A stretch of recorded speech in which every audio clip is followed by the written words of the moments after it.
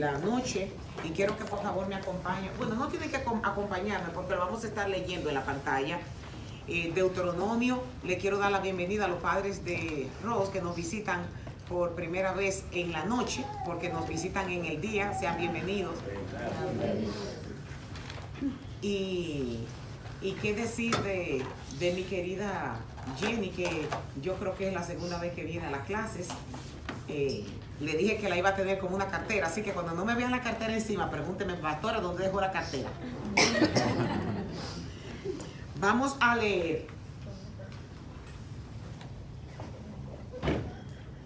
Entonces, Moisés y los líderes de Israel le dieron al pueblo la siguiente orden: obedece todos los mandamientos que te entrego hoy. Cuando cruces el río Jordán y entres en la tierra que el Señor tu Dios te da, erige algunas piedras grandes y recúbrelas con yeso. Escribe en ellas todo este conjunto de instrucciones una vez que hayas cruzado el río para entrar en la tierra que el Señor tu Dios te da. Una tierra donde fluyen la leche y la miel, tal como prometió el Señor Dios de tus antepasados. Después de cruzar el Jordán, erige esas piedras en el monte Ebal y recúbrelas con yeso, tal como te lo ordeno hoy. La semana pasada nosotros estuvimos hablando de esa promesa que Dios le había hecho a los antepasados. Y hablamos desde que Dios habló con Abraham, después cuando habló con Isaac, cuando habló con Jacob y después cuando habló a través de Moisés. Esto es cuando habla de los antepasados.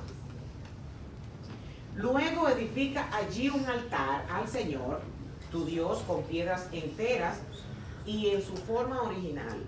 Una de las cosas en la que podemos darnos cuenta en esta lectura es que a Dios no le gusta lo trabajado de su creación, sino a Él le gusta lo natural. Elige montes, elige lugares desérticos, elige cuevas y elige piedras en donde dice que la piedra no puede ser trabajada por el hombre. Cuando su tabernáculo fue hecho, Él decía eso mismo, que no usen martillos, no usen hierro, que no usara nada que el hombre le hubiera puesto a la mano, sino que todas las cosas tenían que ser de la forma como Él había creado. Entonces aquí Él está diciendo a Moisés que el altar que ellos tenían que levantar cuando llegaran a ese monte tenía que ser con piedras naturales. Y las piedras no podían ser labradas, ni la mano del hombre la podía tocar. Entonces, dice el versículo 7, también sacrificará allí ofrendas de paz y celebra ante el Señor tu Dios, comiendo hasta quedar satisfecho. Y una de las características que a mí me encanta del Señor, que todas las cosas que Él manda hacer, después Él dice que coman y que se gocen. O sea que cuando la gente dice afuera que el pueblo evangélico es un pueblo que come mucho, eso es un mandamiento bíblico. ¿Por qué es bíblico? Porque Dios dice que después que se hagan todas las cosas para Él, que celebren comiendo. Y que gocen. Y que tengan alegría. E incluso nosotros cuando comenzamos a estudiar Deuteronomio, hay una ley que Dios ordena que las cosas que nosotros hagamos para Él, las hagamos con alegría. O sea, que eso de uno venir con caras cuadradas a la iglesia, el Señor dice, no. Cuando ustedes me vayan a hacer culto a mí, háganme cultos alegres. Escribe con claridad todas estas instrucciones sobre las piedras cubiertas de yeso. Hay otras traducciones que dicen cubierta con cal. El versículo 9 dice, del 9 al 10, luego Moisés y los sacerdotes, recuerden que Dios le está dando instrucciones de qué van a hacer cuando ellos lleguen a ese sitio. Luego Moisés y los sacerdotes levitas se dirigieron al pueblo con las siguientes palabras. Y me voy a detener un momentito aquí. Cuando dice,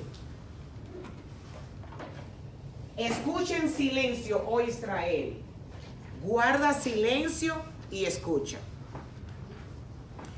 En repetidas ocasiones, por ejemplo, nosotros lo encontramos en todos, y quiero que me vayan buscando estos versículos que están aquí abajo para que nosotros podamos educarnos un poco en cuanto a la reunión que nosotros tuvimos, la reunión de iglesias, que hablamos de cuál es el protocolo en el templo, de las cosas que no se deben de hacer.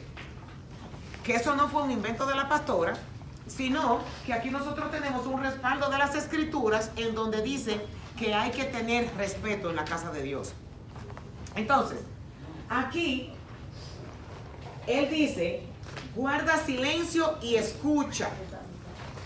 Hay un énfasis cuando Dios le dice a Moisés que nosotros, son dos cosas distintas. Y yo me sorprendí una vez que hablé con un guía en Israel, que él me decía, el lenguaje de nosotros es muy pobre para describir el lenguaje bíblico, pero muy pobre. Porque para poder traducirlo a nuestro idioma han tenido que utilizar palabras sustitutas que realmente no tienen la definición que en el hebreo tiene. Y por eso nos quedamos cortos. Ellos tienen que buscar algo que se asemeje más o menos a lo que se quiso decir en ese momento. Entonces, dice, guarda silencio y escucha. A veces cuando nosotros estamos callados, como lo estamos ahora, que soy solo yo que estoy hablando, no necesariamente están escuchando. Hay mucha gente que lo único que tiene es la boca cerrada. Y en esos cultos que la gente pelea tanto con el sueño y que pelea tanto con lo que tienen que hacer después y que pelea tanto con que si el que está predicando está repitiendo lo que está diciendo, si el que está predicando yo no estoy entendiendo, yo no estoy agarrando el hilo y yo estoy en lo mío y estoy esperando que los 35 minutos pasen para yo pararme de aquí y abrazar a los hermanos, me vuelve la energía de nuevo, pero mientras estoy sentada, estoy callada, pero no estoy escuchando. Y solamente usted sabe la guerra o la batalla que tiene con usted mismo para poder escuchar a Dios hablando. Entonces, esto es un mandamiento. Esto no es un invento de la iglesia. Es un mandamiento. Cuando yo con mi ojo de lupa veo cómo se ponen a estar hablando, yo lo veo.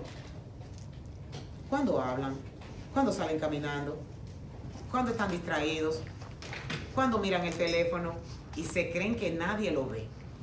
Y es como si Dios me hiciera así, mira para allá, mira para allá, mira para allá, para allá, para allá, para allá, para allá.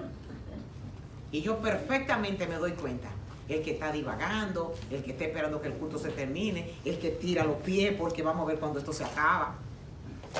Y escuchen bien, esto no soy yo. Es la palabra que dice, guarda silencio y escucha. Entonces, hay unas cuantas cosas que implican la desobediencia a este mandamiento. Porque yo me pregunto, hablando entre nos, yo me pregunto, en un culto tan corto, dígame, ¿qué usted tiene que hablar tanto con el que está al lado? Dígame, ¿eh? ¿Cómo usted se puede parar de su asiento a ir donde otra persona para estarle hablando cuando Dios está utilizando un ser humano para hablar? Dígame. Y yo vuelvo y pongo mi ejemplo. Yo soy una vieja, tomo diurético. Los diuréticos, ¿usted sabe lo que es? Para los que no saben, el diurético es un medicamento que se le da a la persona que tiene alta presión, que la manda constantemente a orinar.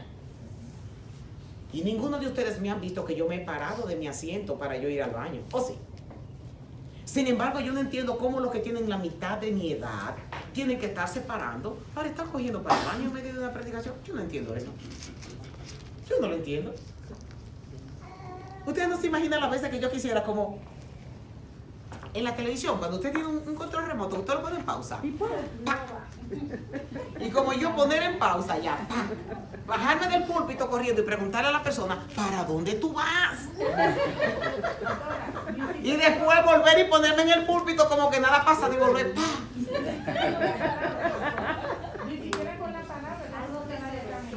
No, entonces, por ejemplo, se está leyendo y la gente caminando. Se está orando y la gente se cree que porque camina no debe. Están hablando con Dios. Cuando se está leyendo la palabra, es Dios que está hablando usando un humano. Cuando se está exponiendo la palabra, es una palabra que Dios quiere que llegue de una manera ligera, de una manera fácil, para que el creyente pueda escuchar, entender qué es lo que se está diciendo. Entonces, cuando usted se para, aparte de usted no estar pendiente, le quita la atención a los que están sentados. Por favor, alguien dígame qué es. Y la palabra Shema, que está en Deuteronomio 6, a partir del versículo 4, en donde dice, oye Israel, es escucha. Eso es lo que significa la palabra Shema, escucha. Entonces, ¿cuál es la consecuencia que nosotros vamos a pagar por no hacer caso a este mandamiento? Por favor, alguien léame Juan 12, 47. Al que oye mis palabras y no las guarda, yo no le juzgo, porque no he venido a juzgar al mundo, sino a salvar al mundo. El que me rechaza y no recibe mis palabras, tiene quien le juzgue. La palabra que he hablado, ella le juzgará en el día postrero. Porque yo no he hablado por mi propia cuenta. El Padre que me envió, Él me dio un mandamiento de lo que he de decir y de lo que he de hablar. Y sé que su mandamiento es vida eterna. Así pues, lo que yo hablo, lo hablo como el Padre me lo ha dicho. Ok, entonces, según lo que Cristo ha dicho, por lo que Fernando está diciendo, es que cada persona va a ser juzgada por la palabra que ha escuchado. Y ya yo soy repetitiva en esto, porque lo he dicho, pero como eso toca en la clase, tengo que usar el mismo argumento. Nosotros no vamos a tener excusa delante del Padre cuando seamos acusados de algo y nosotros decir que no lo escuchamos y que nosotros no lo sabíamos. Y a todos nosotros se nos va a presentar una película de nuestra vida privada y se nos va a mostrar en el momento que esa palabra se dijo y usted, por no estar prestando atención, se la perdió. Pero como quiera, usted no va a ser exonerado porque no le escuchó. Se dijo y usted no prestó atención. O sea que eso es una sentencia. Por cada palabra. Esto es como cuando se está predicando, cuando se está enseñando la palabra de Dios. Tú debes, como dice Isaías en el capítulo 26, ser diligente. Tú pelear tus propias batallas para tú escuchar. Y eso de que ya yo he escuchado eso, de que ya eso yo me lo sé, de que ya esa parábola yo lo he escuchado mucho, eso se llama desprecio a la palabra de Dios, porque tú no sabes de qué manera ese día Dios va a interpretar esa palabra. Que hay gente que porque se conocen un texto que se está explicando, no le da mucha importancia porque lo han escuchado tanto que se lo saben. Pues esa palabra ese día que tenía un mandamiento específico para ti y tú no lo quisiste escuchar, Cristo dice que tú vas a ser juzgado por eso. Alguien por favor que me diga Juan 5:45, y todo esto es Cristo hablando. No penséis que yo os acusaré delante del Padre. El que os acusa es Moisés, en quien vosotros habéis puesto vuestra esperanza. Ok, Cristo le está contestando esto a los fariseos. Porque están teniendo una pelea, disyuntiva, discusión, argumento por Moisés. Entonces Cristo no está diciendo que Él vino a abrogar la ley de Moisés, sino a que la ley se cumpliera. Pero como ellos habían tergiversado la ley de Moisés, dicen no hay problema. Pero la misma ley de Moisés es la que lo va a condenar a ustedes. Y la ley es los mandamientos. La ley es la palabra. La ley es la instrucción. Para que nosotros no nos perdamos y creamos que la ley eso es para los judíos y que ya nosotros no estamos viviendo bajo la ley. Ok, pues mata. Eso es ley. Roba. Eso es ley.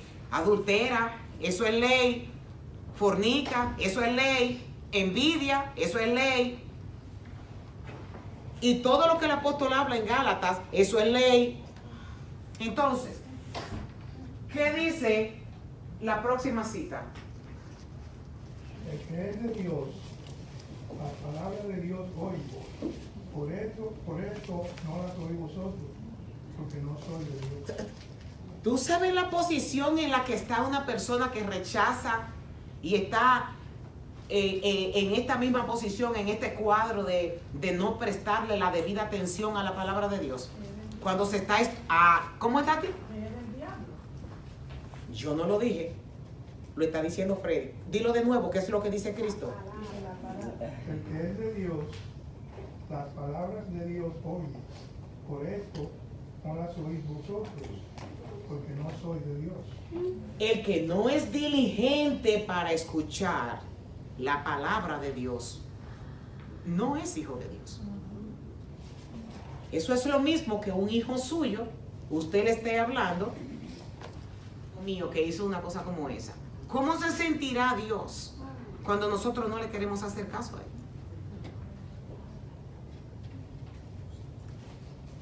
Bueno, vamos a seguir porque quisiera darle el capítulo completo, entonces no lo voy a dar completo, no voy a poder, pero hoy te has convertido, estoy continuando con la lectura del versículo 10.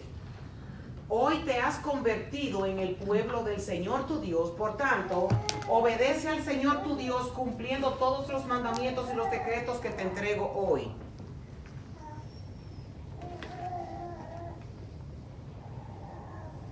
Este capítulo habla de maldiciones, completa, habla de maldiciones. Y dice, el versículo que sigue, el 11, y mandó a Moisés al pueblo en aquel día diciendo, cuando tú hayas pasado el Jordán, estos estarán sobre el monte Gerizim, que es este que está aquí a la izquierda, para bendecir al pueblo. Y ahí van a estar 6 de las tribus. La tribu de Simeón, la tribu de Leví, la tribu de Judá, la de Isaacar, la de José y la de Benjamín. Van a estar, acuérdense que eran más de 1 millón de hombres. De este lado iban a estar, vamos a poner, unos 600,000. Cuando ellos acababan de ganar la guerra de Jai, entonces ellos llegaron a este sitio. Y cuando llegaron a este sitio, los reyes que estaban los reyes de Canaán que estaban en el entorno vieron este espectáculo, por así decirlo. La mitad de los hombres, porque eran los hombres, y algo bien interesante en esto es que en la lectura aquí dice que son solo los hombres que van a subir a hacer ese juramento. En esta lectura nosotros podemos comprobar que el hombre es el sacerdote de la casa. Y la responsabilidad en la casa del sacerdocio se la da Dios al hombre. Porque fue a los hombres que Dios hizo que juraran, no a las mujeres. Entonces, dice el 13, y estos estarán sobre el monte Ebal. Estas 6 tribus van a estar aquí, y las otras tribus que son la de Rubén, la de Gad, la de Aser, la de Zabulón, la de Dan, la de Neftalí, y hablarán a los levitas y dirán a todo varón de Israel en alta voz. Vamos a visualizar esto. Aquí hay 600,000 hombres y aquí hay 600,000 hombres. Y aquí están, en el medio de ellos dos, están los levitas. Ahora, antes de nosotros comenzar a leer las maldiciones, vamos a ver qué es una maldición. Traje esta definición de un diccionario extraordinario del Antiguo Testamento, en donde dice que el concepto hebreo de maldición y bendición no se debería confundir con el uso que nosotros tenemos en la actualidad en el español, donde los términos pueden referirse meramente a desearle mal a alguien o bien a alguien, que es lo que nosotros creemos, de maldición. Las bendiciones e imprecaciones bíblicas son poderosas y producen un cambio real en las circunstancias de los receptores. El contenido y el resultado final varían de una situación a otra, pero generalmente la bendición era el poder de alcanzar el éxito y la maldición era el poder negativo que impedía o dificultaba las consecuencias del mismo. Yo sé que está un poco enredada la definición, pero vamos a desglosarla un poquito. 3 raíces tiene en el hebreo, están asociadas a la maldición en hebreo. Y es una palabra que está solo en hebreo, en el griego no existe. Al igual que la palabra amén, que es una palabra hebrea, no griega. La raíz es el apócrifo con las 2 R y aparece más de 30 veces afirmando que alguien o algo es maldito. Por ejemplo, se dice que la serpiente, la tierra y Caín son malditos los 3.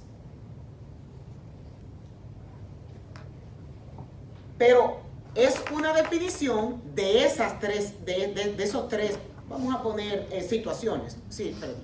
¿Por qué la tierra? Porque el hombre por el pecado la maldijo. Dios la maldijo y tenía que trabajar para poder ganarse su sustento. Fue de Dios que salió la palabra que la tierra sería maldita porque sería dura para él, iba a tener que trabajar para poder vivir. Eso nosotros lo encontramos en Génesis 3:14 y 3:17. Fueron palabras pronunciadas después del pecado por Dios. Pero esa pregunta es interesante, Freddy, porque vamos a ver más. Esta es la primera asociación a la maldición en hebreo.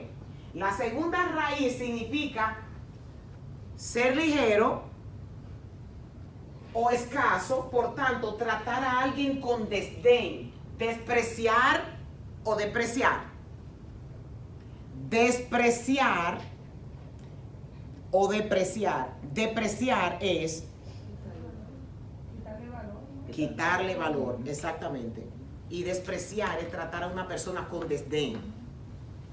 Se parecen las palabras, pero no lo son. Por ejemplo, aquí en Génesis 16, en el versículo 4, habla de que Agar, después que salió embarazada de Ismael, miraba a Sara con desdén.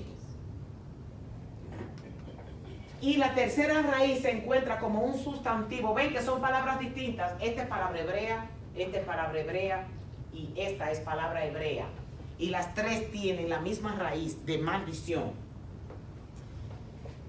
Denota juramento. Escuchen bien, la palabra maldición denota juramento. Y lo que pasa es que como nosotros leemos en español, no relacionamos una cosa con la otra. Pero cuando se lee en el hebreo, esta palabra aquí es juramento, maldición. Y este Génesis 24:41 fue cuando Abraham mandó a buscar a esposa para Isaac y le hizo jurar a su criado, que se llamaba Lázaro, la traducción, le hizo jurar que le trajera la esposa. Y si no le traía la esposa, entonces el juramento iba a ser inválido. Y busque a alguien en Génesis 26:28, por favor. Para que nosotros busquemos, nos demos cuenta que palabra maldición también denota juramento. Y ellos respondieron: hemos visto que Jehová está contigo. Y dijimos: haya ahora juramento entre nosotros, entre tú y nosotros, y haremos pacto contigo. Ok. Es la misma palabra que se usa. Y usted dirá, pero ¿y cómo es posible? Porque para nosotros maldición es mal hablar. Que dicho sea de paso, es como si fuera una palabra compuesta. Mal-dicción. Dicción es la forma que se habla y mal. Hablar mal de alguien. Entonces, definitivamente, en hebreo no es así. Tiene tres raíces distintas en las cuales se puede usar. Tiene significado extendido de maldición en referencia a la gravedad de romper un juramento. Sin hablar de la palabra. Aquí nosotros tenemos actualmente, esa es una fotografía pero muy mala, de lo que actualmente es el monte Gerizim y el monte Ebal. Ahora, vamos nosotros vamos a volver aquí.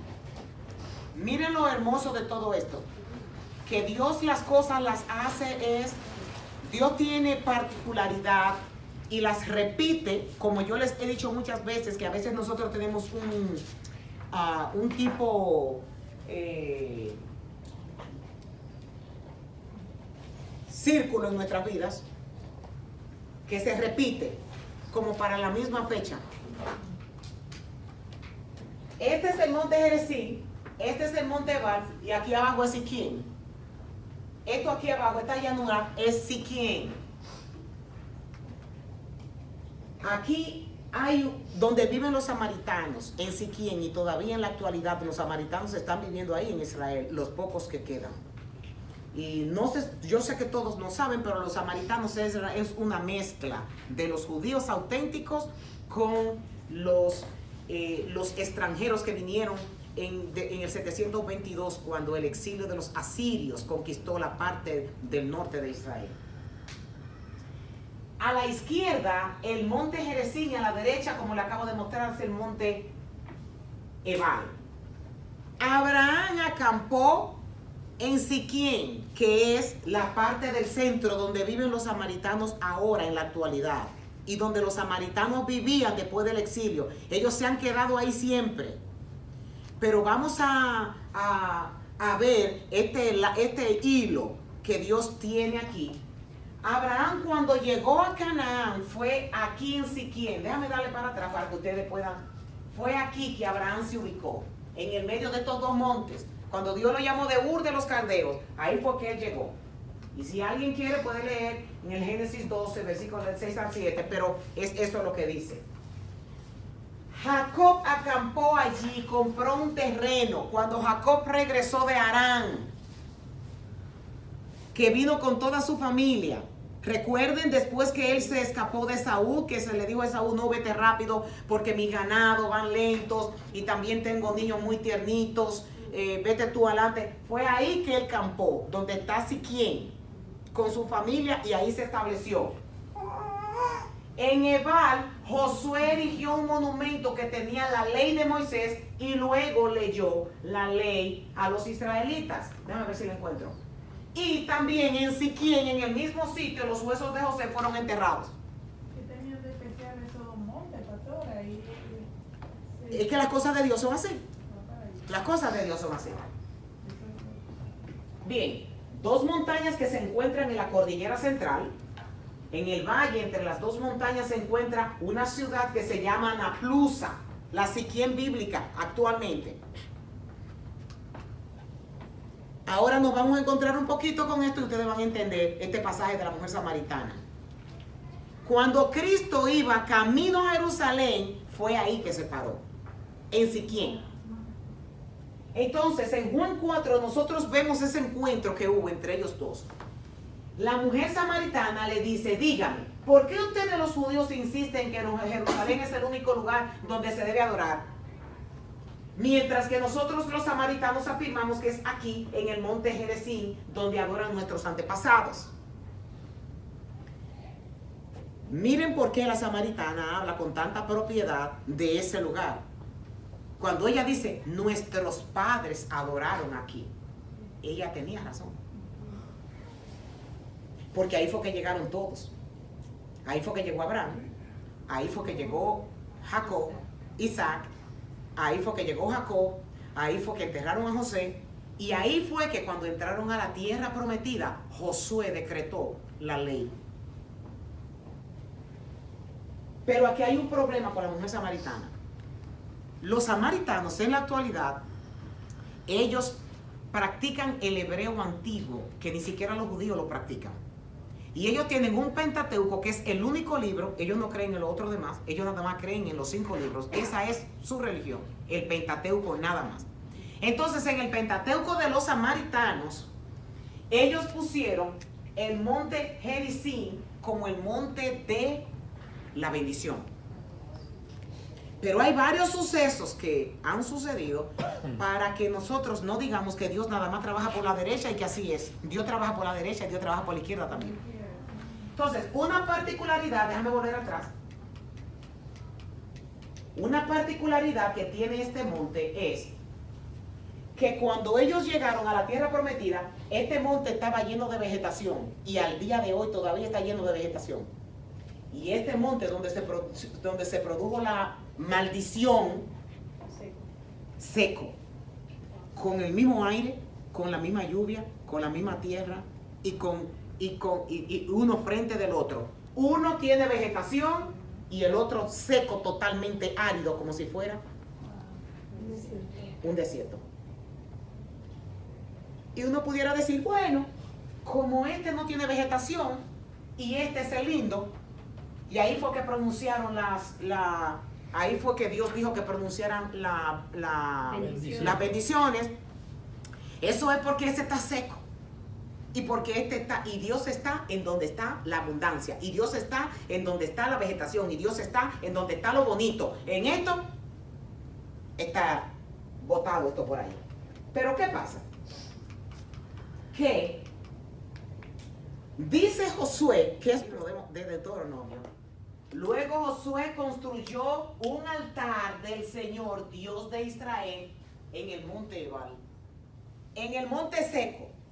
Pero ¿sabe qué? Los samaritanos dicen que no, que eso es mentira.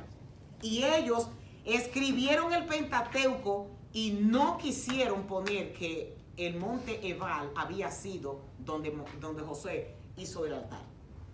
Porque ellos se resistían a que en ese monte árido y seco Dios pidiera que le hicieran un altar. Pastor, entonces ellos copiaron la misma ley y hicieron Todo igualito. igualito excepto eso. Sí.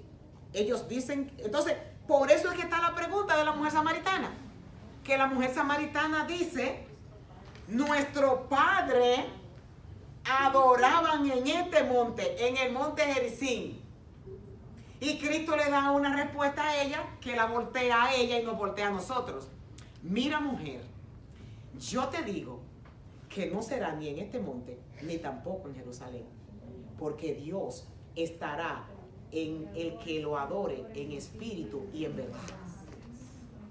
O sea que Dios no es por apariencia, que Dios no es tampoco porque antes habíamos sido malditos. Dios, en el que tiene un corazón contrito, humillado y que lo sirva en espíritu y en verdad, en ese Dios mora. No importa dónde esté. Entonces, esto fue maravilloso, el que Dios mandó a que justamente en el monte que aparentaba que no daba fruto, el monte que se veía como que estaba maldito, fue el monte en donde, y todavía en la actualidad hay restos que los arqueólogos dicen que son de los tiempos de Josué. Dice, luego Josué construyó un altar al Señor, Dios de Israel, en el monte Ebal. Siguió los mandatos que Dios, siervo del Señor, había escrito en el libro de instrucción. Hágame un altar. Recuerden, no estoy en Deuteronomio, yo estoy ya que Moisés murió y todo. Hágame un altar con piedra. Síganme leyendo, por favor. Sin labrar y que no hayan sido trabajadas con herramientas de hierro. Entonces presentaron sobre el altar ofrendas quemadas y ofrendas de paz al Señor. Y mientras los israelitas observaban, Josué copió en las piedras del altar las instrucciones que Moisés le había dado. Bien, dice, sigue diciendo, entonces Josué le leyó al pueblo todas las bendiciones y las maldiciones que Moisés había escrito en el libro de instrucción. Cada palabra, cada mandato que Moisés había dado, se leyó a todos los israelitas reunidos en asamblea, incluso a las mujeres, a los niños y a los extranjeros que vivían entre ellos. Ahí tenía que estar el pueblo entero, cuando fue Josué que lo hizo.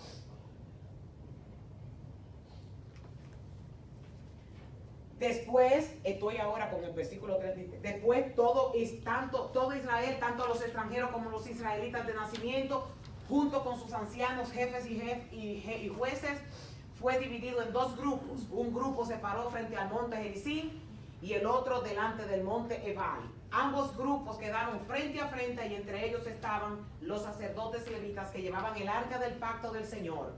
Todo se hizo de acuerdo a las órdenes que Moisés, siervo del Señor, había dado previamente para bendecir al pueblo de Israel. Con voz potente, dice, con voz potente. Dicen los comentaristas que todos los reyes de Canaán que se asustaron porque parecía como si fuera un ejército de millones de hombres al escuchar el estruendo de estos hombres al mismo tiempo aceptar lo que se estaba leyendo, porque los hombres tenían que contestar. Es por eso que cuando nosotros, el apóstol Pablo dice que cuando nosotros venimos a los pies de Cristo tenemos que confesar con nuestra boca lo que está dentro de nuestro corazón. Eso no es que se queda adentro. Y aquí se está mandando a lo mismo. Los hombres tienen que hablar. Maldito todo el que talle o funda un ídolo y lo erija en secreto. Esos ídolos, ahí vamos a comenzar con las maldiciones. Recuerden, hay 600,000 hombres en un lado y 600,000 hombres en el otro lado, y los levitas están como testigos con el arca del pacto, escuchando las voces de estos que están jurando. Esos ídolos, productos de artesanos, son detestables al Señor y todo el pueblo responderá. Por ejemplo, Sandra preguntaba que si nosotros como creyentes creemos en algún tipo de imagen. Aquí está la respuesta, Sandra. Definitivamente, Dios, no nosotros, Dios en las Escrituras prohíbe que un creyente en Él tenga ningún tipo de imágenes a que adorar. E incluso, Hay un versículo, me parece que está por ahí, que dice que ni siquiera hagan imágenes de lo que semejanza, de tú imaginarte de lo que está en el cielo. Nada, eso de estar imaginándose que así es Dios y que así es este, y que así es Cristo, que así es el otro. A Cristo me lo pintan con una barbita, como si estuviera acabado de salir del barbero, con ojos azules, rubios, y todo esto. Entonces, ¿quién le ha dicho a usted? Si Palestina era sol total, esa gente tenía la piel tostada, con soles abrasadores. Que al diablo con un rabo y una cosa. Y a Satán lo dibujan con rabos y lo dibujan con una espada y vestido de rojo. ¿Cuál es el problema del rojo? Ni que el enemigo a nadie se la pinta tan feo Para nada. Entonces, esta maldición señala los dos mandamientos. A estas maldiciones y bendiciones se le llaman la segunda ley. Le llaman la segunda ley. Por ejemplo, esta maldición señala la violencia del primero y del segundo mandamiento. Amarás a Dios con todo tu corazón, con toda tu alma y con todas tus fuerzas. Y lo otro, no hagas imágenes de Dios, ni de lo que está en el cielo. Entonces, aquí nosotros encontramos, miren, todas estas citas bíblicas hablan todas de no hacer ningún tipo de imagen. Nosotros no podemos tener ningún tipo de, ay, que esto para un recordatorio de esto. No, señor, la Biblia dice que no. Definitivamente nosotros no podemos tener ningún tipo de imagen que represente el cielo ni que represente la tierra como punto de adoración. Prohibido. Eso de las cruces, Hay personas, dice Liliana, que le gustan usar cruz y supuestamente las cruces son como recordatorio del sacrificio que Cristo hizo en la cruz del Calvario. Eso es malo, por ejemplo, Bueno, yo te voy a decir mi concepto, donde yo tengo que recordar la cruz todos los días en mis actos. No, déjame hacer la pregunta. Yo digo por ejemplo, que hay personas que, por ejemplo, como la cruz vacía, porque esa es la diferencia de nosotros y otras, y ciertas personas usan la cruz con el Cristo ahí. Nosotros, por ejemplo, la cruz vacía, no es como que se nos va a olvidar ni nada, sino, por ejemplo, ese es mi regocijo, la cruz está vacía, Jesús resucitó, y esto representa mi, ¿cómo se dice? Un recordatorio. No recordatorio, sino como las iglesias cristianas tienen esa cruz, y eso es un simbolismo de identificar en lo que yo creo. No como una adoración a la cruz, sino Como un distintivo. como representa. y ni siquiera un distintivo, como en las iglesias que la ponen como esta es como llevarlo como tu orgullo. mi orgullo, mi garantía, que Cristo resucitó, Él venció la cruz. Es un arete más. Como gente que se pone un arete con una crucecita, una cadena con una crucecita, no porque la adoren, ni porque quiere decir que es un crucifijo, ni porque es un amuleto.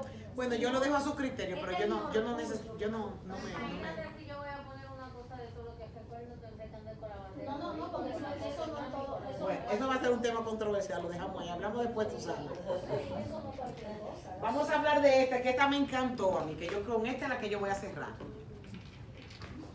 Maldito todo el que deshonre a su padre o a su madre.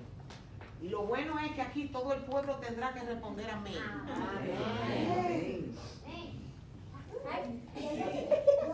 Pero usted sabe, a mí se me olvidó traer una extensa explicación de lo que significa amén.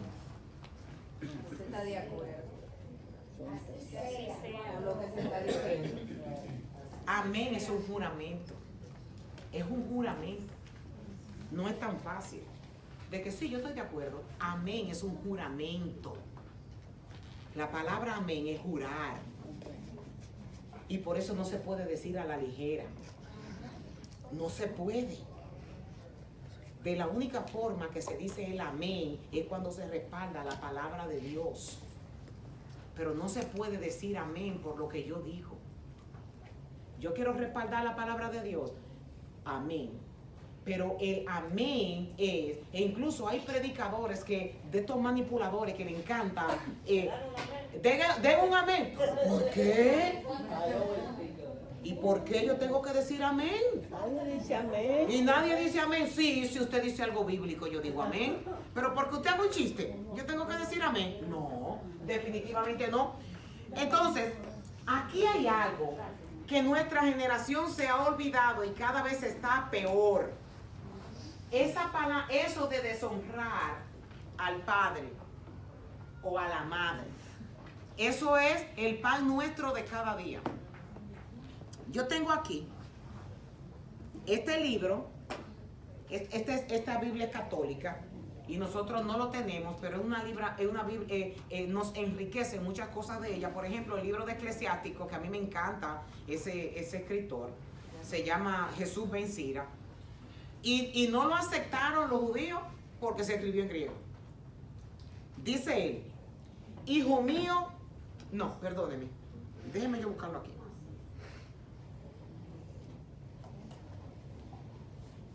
Que no aceptaron los judíos, pastor, ¿cómo así? Porque no fuimos nosotros, fueron los judíos que no lo aceptaron. Los 7 libros apócrifos de la Iglesia Católica fueron los judíos que no lo aceptaron porque estaban escritos en griego. Oh, yo entendía como que, por ejemplo, la palabra que está en la Biblia fue porque fue inspirada por Dios, y eso fue lo que Dios dirigió a escribir, y esos apócrifos fueron escritos pero no inspirados por Dios.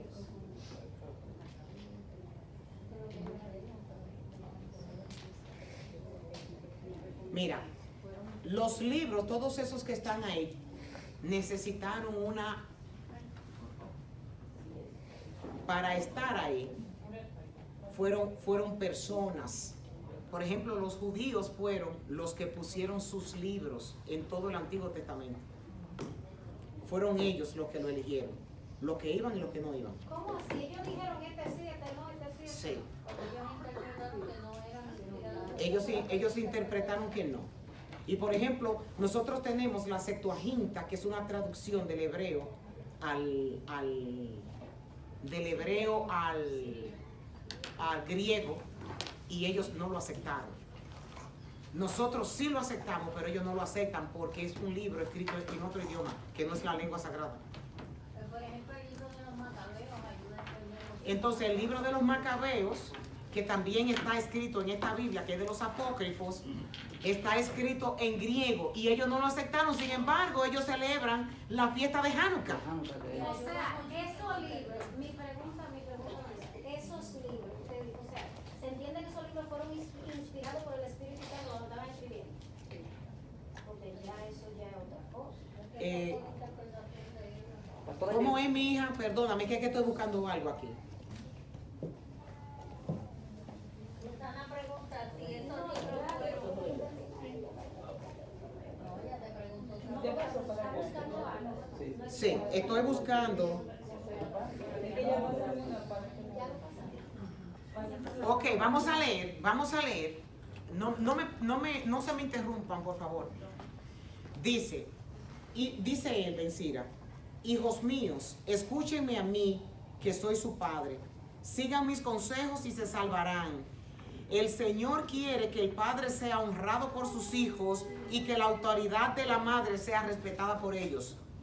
El que respeta a su padre alcanza el perdón de sus pecados, y el que honra a su madre reúne una gran riqueza. El que respeta a su padre recibirá alegría de su propio hijo. Cuando ore, el Señor lo escuchará. Eso es el hijo obediente. El que honra a su padre tendrá larga vida, y el que respeta a su madre será premiado por el Señor. Pues obedece a sus padres como si fueran sus amos. Hijo mío, honra a tu padre con obras y palabras, y así recibirás toda clase de bendiciones. Porque la bendición del padre da raíces firmes a una familia, pero la maldición de la madre la arranca de raíz. No te sientas orgulloso viendo a tu padre pasar vergüenza, pues esto no es ninguna honra para ti. El honor de un hijo está en el honor de su padre. En cambio, el que desprecia a su madre se llena de pecados. Hijo mío, empeñate en honrar a tu padre, no lo abandones mientras tenga vida. Aunque su inteligencia se debilite, sé comprensivo con él, no lo avergüences mientras viva.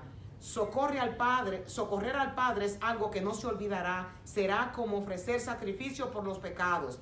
Cuando estés en aflicción, Dios se acordará de ti, perdonará tus pecados. Como el calor del sol derrite el hielo, el que abandona a su padre ofende al Señor, y el que hace enojar a su madre es maldito por Dios. Entonces, me encanta porque este pensamiento va... Si nosotros buscamos, y pueden leer este mismo libro en el capítulo 30, que habla del padre que hace un mal trabajo con el hijo. Y cuando nosotros fuimos a Egipto ahora, el guía que nosotros nos tocó fue un guía islámico, musulmán. Y él me decía que ellos tienen en el Islam ese mandamiento también, el de honrar padre y madre. Y él me explicaba que el mandamiento de honrar padre y madre es un mandamiento que la recompensa se da en la tierra, no en el cielo. Ese es el concepto que ellos tienen, y yo también, y la Biblia de nosotros también. Ellos dicen que ese es un mandamiento que la recompensa está en el aquí y el ahora. Y él dice, ¿para qué? Para que todo el mundo vea que el hijo que honra al padre y a la madre, Dios lo recompensa. Y tiene que ser evidente ante todo el mundo para motivar a los otros a obedecer ese mandamiento. Se dice mucho que es el único mandamiento que tiene promesas. Sí, que es la largura de vidas. Entonces, aquí nosotros podemos encontrar, nosotros hablamos del tema ese que tú quieres usar más adelante. Por ejemplo,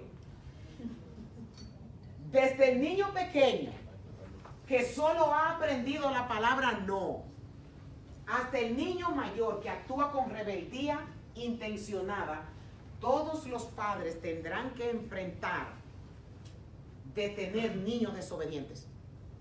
Porque el asunto es que, por ejemplo, nosotros los padres nos damos por el pecho de decir, ¿y a quién tú saliste y a dónde tú aprendiste a hacer eso? En el pecado que mora en él. Entonces nosotros nos creemos que nuestros hijos van a ser un patrón de lo que nosotros les hemos enseñado.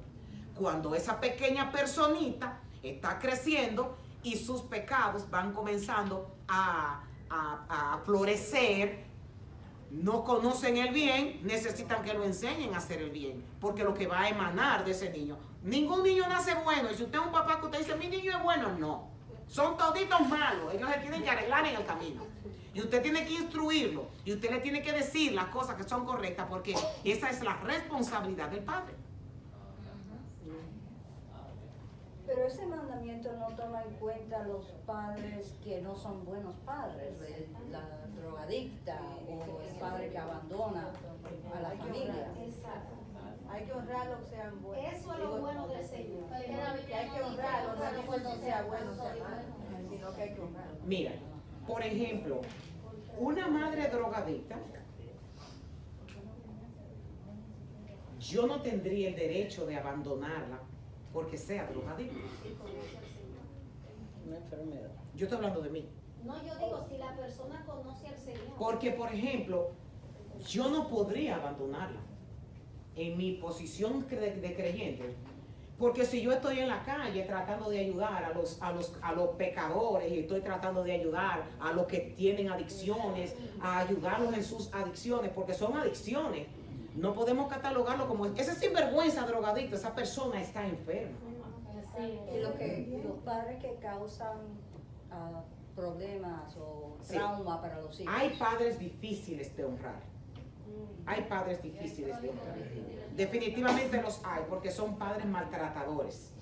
Son padres maltratadores y definitivamente, pero en este caso deberíamos de dar una clase de fechos para hablar de los padres, para hablar de los hijos. Ahora yo estoy hablando del patrón del hijo que Dios dice que uno debe ser. Un hijo obediente. Hay casos, definitivamente, pero sí, Rose, la situación aquí es que nosotros tenemos niños chiquititos que necesitamos, esa es la responsabilidad que Dios nos dio, de educarlos y educarlos en su palabra. Y Dios da el remedio y lo da en Deuteronomio. Y a veces hay cosas que hacen los hijos y los padres están, que eso, ya yo no sé cuántas clases yo he dado en cuanto a la educación de los padres. que hasta los hijos tuvieron que participar en esto. Pero nosotros no podemos creer que tenemos blanca palomita, porque son personas que necesitan tener el conocimiento de Dios, tener el conocimiento de qué es lo bueno, tener el conocimiento de lo que es lo malo, y no asumir de que porque nacieron en un hogar cristiano ellos no necesitan saber nada, nada más llevarlo a la iglesia. Hay que educarlo, esos muchachos tienen que convertirse, porque ellos no nacieron convertidos, tienen que convertirse. Aunque sean hijos del santo pastor, aunque sean hijos de quien sea, nacen pecadores y tienen que arrepentirse. Rose. Sí, Después tú, Tati. Hace un tiempo, unos meses, usted dio un mensaje sobre eso y estaba hablando sobre honrar a los padres y hablaba de que hay padres así, que más que uno hacer todo, sino es más respetarlos, aprender a amarlo y pedirle al Señor a esos padres que nos han marcado, que nos ayude a perdonarlos, sí, y a nosotros poder honrarlo, aunque ellos no se lo merecen. Esa predicación se llamaba ¿Cómo honrar padres que no merecen honra? Pero lo dimos esa clase, pero que no se trata de traer el mensaje, se trata de hablar de lo que la clase del día de hoy dice, que es que el mandamiento dice que hay una maldición al hijo que no honra al padre y a la madre, y que estamos viviendo en unos tiempos bien liberales, que nos creemos que los hijos de nosotros, los que tienen hijos, no son nuestros amiguitas. No, para nada. Nosotros somos padres y tenemos una posición, y la posición es de tener autoridad en la casa, porque el hijo que no conoce la autoridad en su casa no va a conocer la autoridad afuera. Sí, Tati. No, con eso con respecto a los padres, que a los mandamientos que Dios da no se les tiene que buscar lógica. Cuando uno es cristiano, uno simplemente lo obedece. Le está pataleando, porque el pataleo es para uno no obede, para uno acomodar la palabra a la manera de uno. Eso es punto. Si Dios dijo eso es verde, verde. Un impío, con respecto a los padres, si un padre malo, le va a pagar conforme a lo que él ha sido. Un cristiano no puede ser así porque ya un mandamiento fue dado. Entonces, ya nada más con eso debemos de obedecer. Bien, entonces aquí dice, la Biblia nos enseña que todos batallamos con el deseo de gobernarnos a nosotros mismos y de hacer lo que a nosotros nos place, nosotros mismos, porque todos nacemos en pecado y en rebelión. Y todas estas citas bíblicas están aquí, Salmos 51:5, Efesios 2:3, Romanos 3:10, Romanos 7:17, hasta el 21. Todo esto es comprobando cómo nosotros nacemos. No porque nació de fulanito de tal, el muchacho tiene que salir bueno. Todos nosotros nacimos pecadores, lo dice la Biblia. Esta batalla contra la autonomía puede librar una guerra sin cuartel en nuestros hijos. Si no se le pone freno a su desobediencia, es una guerra que afectará sus futuras relaciones con profesores, con empleadores, con amigos, con cónyuges, con padres, con ancianos e incluso hasta con el Padre Celestial. Cuando no se le enseña que hay una figura de respeto. Este mandamiento determina la vida.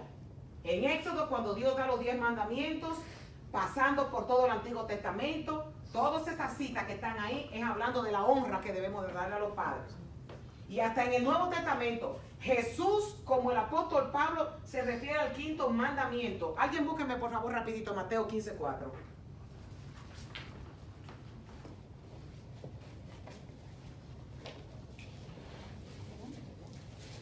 Me pasé un minuto y me voy a pasar con 2 más. ¿Quién lo tiene, por favor, que lo lea rapidito? Porque Dios mandó diciendo, honra a tu padre y a tu madre, y el que maldiga al padre o a la madre muera irremisiblemente. Cristo está hablando mucho más duro que yo, porque si ustedes encuentran que yo estoy hablando duro, Cristo habla mucho más duro que yo. Y si me voy a dónde, y si me voy al Antiguo Testamento, el Señor que decía a los desobedientes que hicieran, que el padre y la madre fueran que lo llevaran a donde los ancianos, que lo llevaran hasta la puerta, y si el muchacho era un hombre contumaz, que todo el pueblo cogiera, que lo apedreara y que lo matara. Eso debería de traerlo hoy. Entonces, a los niños se les alienta en cuanto a que su obediencia traerá bendición a la vida. Mientras que los niños desobedientes que deshonran a sus padres se les advierte que su comportamiento traerá castigo y vergüenza. Aquí están todos los mandamientos que dice la Biblia de cómo le va a ir si honran a los padres. Y aquí están todos los mandamientos que dice la Biblia de cómo le va a ir si no honran a los padres. La desobediencia frecuente a los padres será algo característico de la sociedad a final de los tiempos. Y eso es lo que nosotros estamos viendo. Hay una necesidad de corregir a los hijos desobedientes. La disciplina es parte de la vida a todos. Aquellos que se rebelan contra la autoridad de los padres deben ser castigados. Proverbio dice, castiga a tu hijo en tanto que hay esperanza, mas no se apresure tu alma para destruirlo. En este versículo se presenta la disciplina de un niño como un asunto de vida o muerte. Y cuando no se le pone freno a la desobediencia, conducirá a un niño a la ruina. Y mire lo que dice Proverbios. El que detiene el castigo a su hijo aborrece, mas el que lo ama desde temprano lo corrige. Aquí el amor y la disciplina cuidadoso van de la mano y se refuta la idea de que un padre amoroso nunca debe disciplinar a sus hijos. Yo soy exagerada. Hacerse el ciego ante la rebelión es aborrecer a un hijo rebelde. Entonces, esta clase está dada, usted toma la decisión con los suyos, que ya yo terminé con los míos. Así que, Proverbios 13:24 dice que el que detiene el castigo a su hijo aborrece, mas el que lo ama desde temprano lo corrige. Aquí el amor y la disciplina cuidadosa van de la mano. Se refuta la idea de que el padre amoroso nunca disciplinará a un hijo. Hacerse el ciego ante la rebelión es aborrecer a un hijo rebelde. Así que ya eso es otra, lo que sigue es otra de las maldiciones, pero definitivamente que Dios nos ayude a todos nosotros a entender que no debemos de ser tan sobreprotectores, sino que si está mal, está mal. ¿A alguien que ore, por favor, para despedir?